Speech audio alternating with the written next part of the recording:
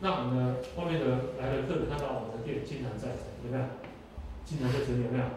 那个感觉不一样。第三个哦，第二个是我们的客人哦，如果进来店，如果他要借化妆师，你敢不敢借？敢不敢借？这个是个问题。那你敢借，你化妆师一定要干净净，没有是任何意味。所以呢，在日本他们有一个想法就是说，一个国家有没有进步，看三个东西。第一个叫钱，纸钞跟铜板，没有干不干净。如果现代化的国家用的纸钞跟面干净，因为大家都用那个皮夹，没有很干净。那他们政府金融机关会回收脏的，没有一些处理，对不对？一个是钱的，就是一个国家费用。第二个呢，地上什么垃圾。所以我们商圈周遭要一直整，就是刚才讲7S，一直整理。所以让客人印象说，来这个商圈跟来这个商圈什么样不一样，那感觉就不一样。为什么不一样？他说不到。老师7S再讲一次好不好？来7S 好，来，我直接写来。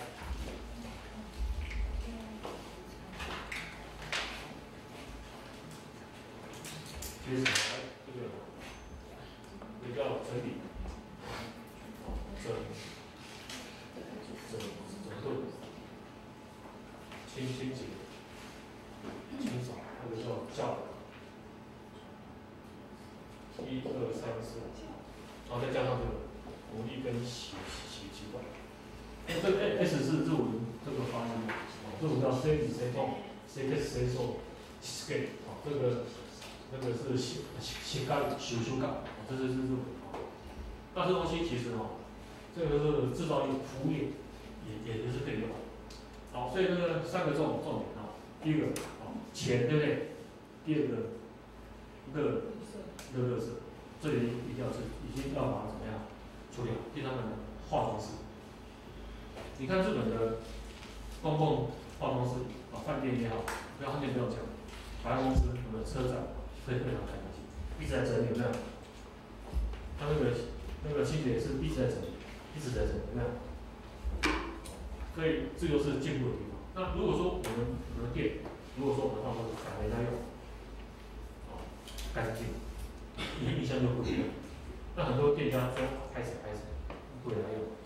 那外面没有足够的公共的化妆师，这个时候，那最好是商圈里面呢，我们的饭店街有公的话，通常是更重要，要不断的整理，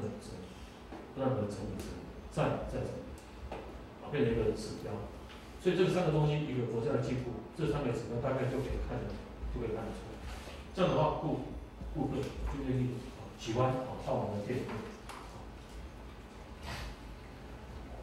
好，那销售跟服务，服务好，销售自然就好做，因为好的服务会带动销售。那服务有几种，一种是有形的服务，一种是无形的服务，你看不到。那有一种服务是要付钱，那种是免费的，所以免费的当然是 OK。那付费的这个叫做使用者付费，有这种服务。所以服务有时候，那服务有些比较抽象，有的是有形，看得到。所以这个服务的流程基本上这个过程，你要把它整理出来是这样。第二个，客人要上等待时机，对不对？那客人经过会进来，你要招呼一下，对不对？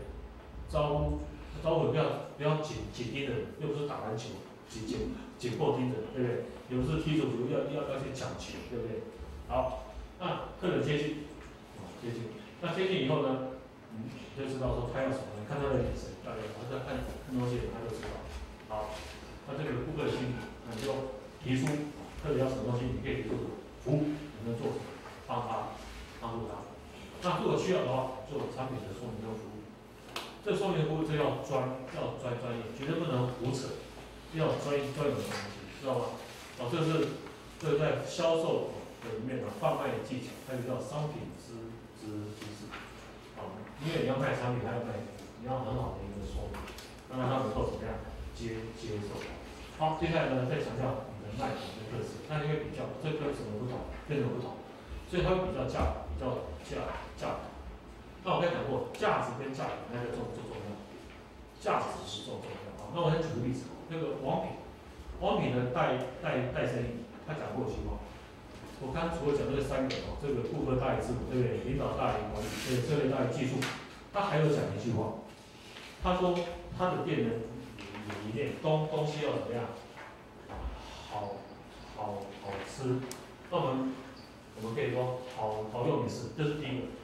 它的这个排序，第二个呢，好吃好用。第二个是什么？要好的服务。对，王品开很多服务什么？第一个是那东西好或不好，第一个是好，不好一点机会都没有。好的以后再来看你们提供他的服务。那服务我们再考虑是前中后，对不对？不是说来的才能服务，前面叫做服务。那第三个是卫生，为什么我们可以变成我们把它看成安全？比如我们卖的食品食材要安全，因为过去有说食安的问题，食品食安的问题有没有？食品安全，过去发生太多不好的一些状况，所以呢，食安，所以呢，第三个排序，第三个卫生，那第四个才是什么？才是价格，所以你看王品他们价格是排在第四，那王品当然跟一般不一样，它的地点排在最后，因为它的品来讲。开在1面2生意都好，所以这个是我们比较不一样。但是你可以看一下，第一个是好，再来是服务量，所以服务排店，价格是排在最后。所以呢，你要去 care 价，东西好，价格就不是问题，客人还是会买单，只是你如何来提供。那最后呢，成交以后不是成交就算了。你要看后面有没有做售后服务再来看后面有没有可以继续提供。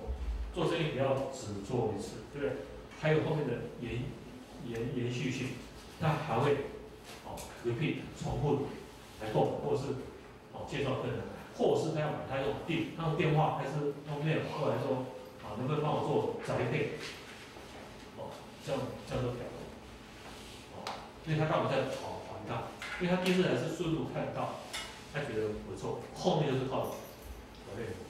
那第一次印象不好，后面这个通通没有，他只能成交一次。那之后这个东西他可能到别的地方去，对不对？那就不会变成稀掉。那最后呢，还要怎么样？欢迎再次光临。千万我们在课程走的时候，不能只讲谢谢光临，谢光临就是莫迎不目送。所以在讲欢迎再次光临，来一个扩散。那扩散来以后呢，目的是怎么样？能够重复怎么样消费，或是留下他的资料，资料要怎么骗客人留下资料，满意度怎么样？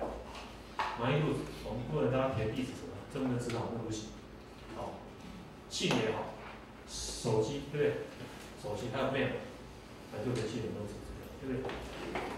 所以很多这种方式，这种会议留下这种方式，年轻人居多。那现在你看，年纪大的人也开始习惯用电子的科技这些产品，对不对？所以已经慢慢的会不太一样。所以你要善用这样的工具，才有办法。好，再来看一下这个商圈基地，这组说法稍微整理一下。商圈有大，还有小。第一个，那这边呢，以主题为导向。比较强，这边呢以价格为导向。那各位之后稍微去融会去思考一下，到底这个商圈基地价格导向、主题导向是什么样？如果商圈是属于非常大，主题非常清楚，这个叫商品概念英文叫 concept， 这个有点什么概念？旗舰店，那种大的旗舰店，别动在那边，因为它针对课程的范围是比较大。然后呢，主题非常清，非常清，这是概念型，这是号称旗舰店，这种。如果是商圈非常小，但是呢，主调清楚，就是我们在社区里面开的店，以商品陈列，我这里除了这些商品，那你看得到，你就挑这些东西，我已经帮你挑，这叫商品陈列。业绩。那还有是呢，商品结构，那是大商圈价格导向。价格，比如像玩具有个很有名叫反斗城，有没有？反斗城它是双工玩具，上圈很大，可以开车去，它是价格导向，有没有？像看到我这个山西店也是非常大，资讯通讯电器有没有？它属于一个地方开很大的店，那价格都是很便宜，因为它量，以量怎么样？自价大量采购，它属于商品结构非常齐，广还深，对不对？这是商品结构型。那如果是说商圈非常小，而且很重视价格导向，要考到便利。那便利的概念是时间的便利、距的便利、购的便利。那时间便利说，你的店开店的时间非常重要。你不要说从早上6点开到晚上24点，开的我好。开店时间你从外面测人手，我这个商圈几点开始起，什么时候会起市？那礼拜到礼拜天什么时间开最好？对不对？那也就是说，这商圈大家都同个时间开，那当然是配。好，那依照消费者进来、顾客进来那个时间去做。那基本上因为我刚才讲过，一到日变化非常大，所以各位将来店已经开了1年以上，各位要有概念，你曾经有没有算过？我1到12月哪个月最好，哪个月最差？知不知道？一定知道，对不对？营业额一定知道1到12月哪个月最好，哪个月最差。那你知不知道最好跟最差差几倍？差多少金额？知不知道？你没有算过，所以回去算看。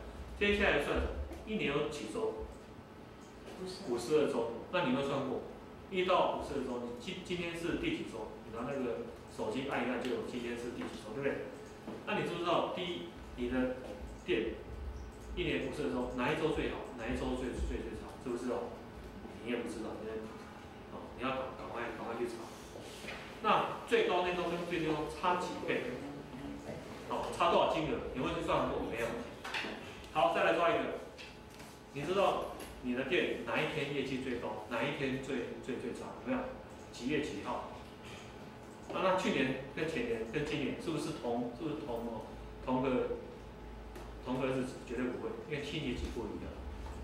所以你去抓最高最低差几倍，差多少？好，再来看你的店假设有分早上、中午、下午、晚上，你的店最高的早上、最低早上差几倍？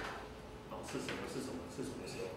然后中午呢最高最低，下午最高最低，晚上你都不知道，自己玩了这么几年都没去抓，那非常可惜。那这里面也有一些蛛丝马迹。好，再来算每一个小时，你最高的1个小时、最低小时、最高最低曾经做到多少？知不知道？好，那你最高的客单价曾经多少？是什么时候算的？最低的客单价什么时候算的？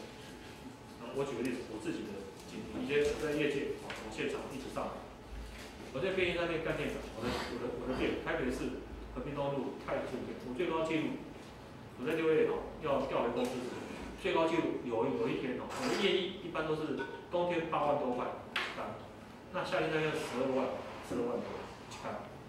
那我在6月有一天78年6月，我去刚营业14万3，那10万3你好像没有什么感觉，因为行业不同，便利店，你知道便利店那个时候客单价多少？40块钱，所以一天客人几个人？3500多个人。各位能想，刚3千多万贵，收银机3台，所以你要知道，一上3台收银机，功能一上去8小时下柜。你现在如果叫我上那个收银台，我一定要穿包大衣，对吧？你就知道那个非常可怕，补货是用跑，对吧？好，那这是便利店。好，我再举例子，我在烘焙店，民国80年也是6月，在台北市那个公园路麦当劳进去有个内隔壁开了一个面包叫卡萨米尔，那个店我那时候去的时候，我曾经最高纪录1个小时。收银机结账的客人420人，各位能够想象吗？那2台收银机420人，那你看一下，它里面一台收银机1小时210元，对不对？400除以2，对不对？1小时60分钟，